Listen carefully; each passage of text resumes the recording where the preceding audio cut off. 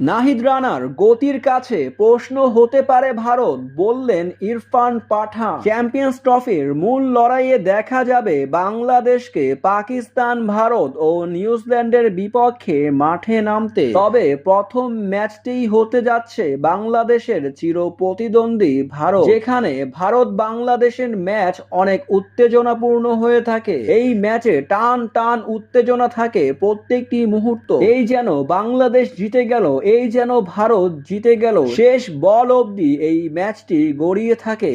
তাই তো বাড়তি উন্মাদনা থাকে দর্শকদের মাঝে বাংলাদেশ ভারতের ম্যাচকে ঘিরে। বাংলাদেশ ভারতের এই চ্যাম্পিয়ন্স ট্রফির ম্যাচের আগে অনেকেই বলছে নাহিদ রানা এবার বাজিমাত করতে পারে, যেখানে নাহিদ রানাকে নিয়ে আতঙ্কে আছে ভারত। নাহিদ রানার গতির সামনে টিকতেই পারবে না ভারতের ওপেনার ব্যাটসম্যানরা। তাই তো এবার ভারতের সাবেক খেলোয়াড় ইরফান পাঠান একই বললেন। তিনি বলে, ভারতের জন্য ভালো প্রশ্ন হতে পারবে নাহিদ রানা।